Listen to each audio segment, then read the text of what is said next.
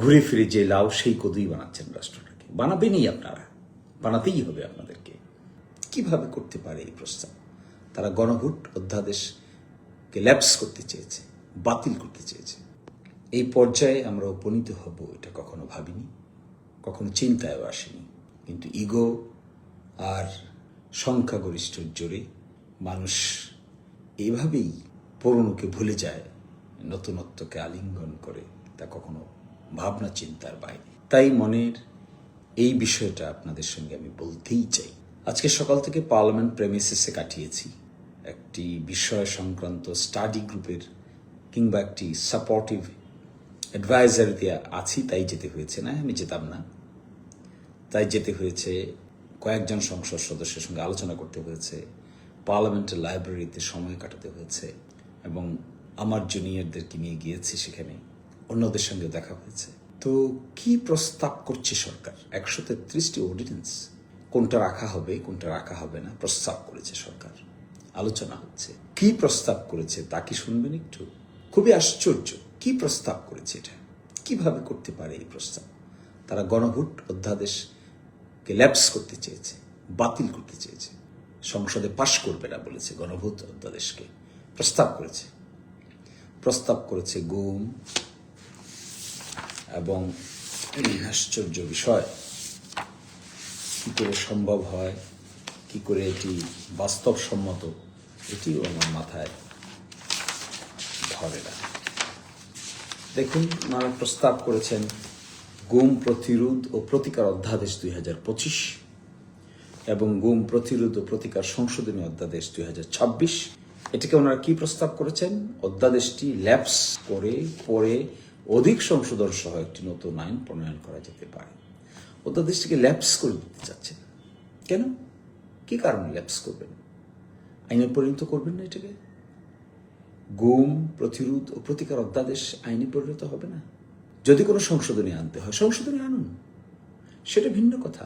কিন্তু ল্যাপস করে দিচ্ছেন। How is it possible for you? কিভাবে আপনারা এটা করবেন, করতে পারেন?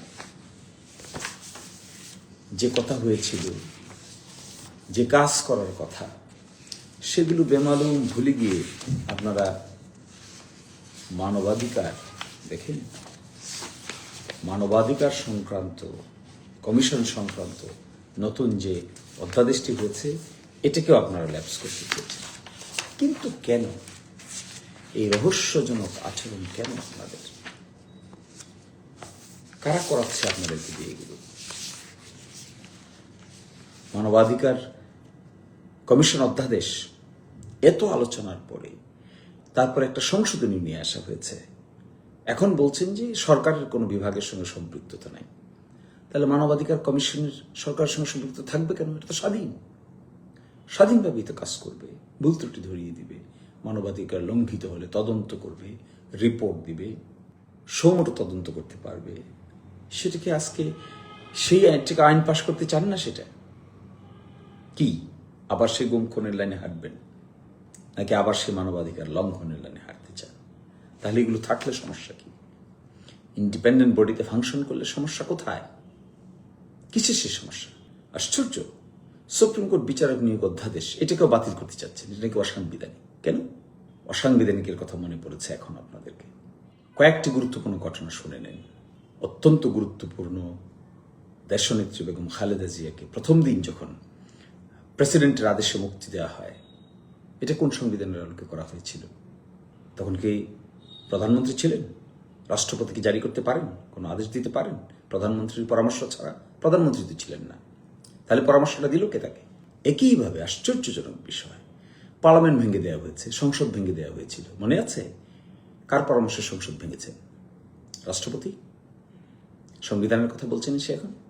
কেন বলছেন এগুলো? কার পরামর্শে রাষ্ট্রপতি সংসদ ভেঙেছে দেখেন তো, পাবেন খুঁজে। 106 অনুচ্ছেদের আর্টিকেল 106 অনুচ্ছেদে সুপ্রিম কোর্টের কাছে মতামত চেয়েছেন। কার পরামর্শে?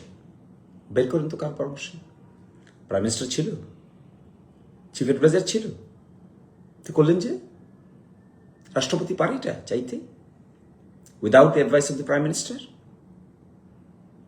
একইভাবে অ্যাটর্নি জেনারেল নিয়োগ দিয়েছিলেন তখন। কিভাবে দিলেন? কে অ্যাডভাইস করেছে প্রেসিডেন্টকে অ্যাটর্নি জেনারেল নিয়োগ দেওয়ার জন্য? আশ্চর্য, ঘুরে ফিরে যে লাউ সেই কদুই বানাচ্ছেন রাষ্ট্রটাকে। বানাবেনই আপনারা, বানাতেই হবে আপনাদেরকে। কেন বানাতে হবে? শিক্ষা নেই কোনো? শিক্ষা নেননি? এত বড় একটা অভ্যুত্থান বিপ্লবের পরে শিক্ষা নেননি কেন?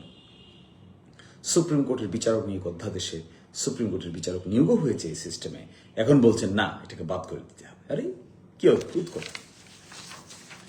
একই সাথে সুপ্রিম কোর্ট সচিবালয় অধ্যাদেশ 2025, হাইকোর্টে আর্টিকেল 116 অসাংবিধানিক ডিক্লেয়ার হয়েছে।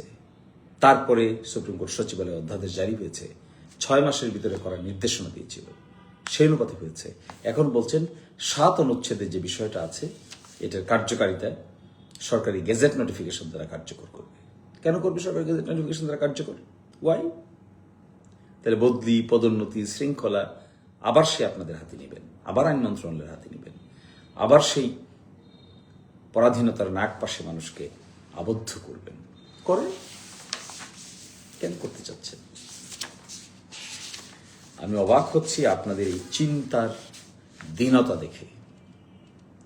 একটা মডার্ন যুগে একটা সংস্কার পরিকল্পনার অংশ হিসেবে যে অর্ডিন্যান্সগুলো সবচাইতে গুরুত্বপূর্ণ ভূমিকা রেখেছে বা রাখবে, সেগুলোকে এখন এসে আপনারা ল্যাপস হয়ে যাওয়ার জন্য প্রস্তাব করছেন।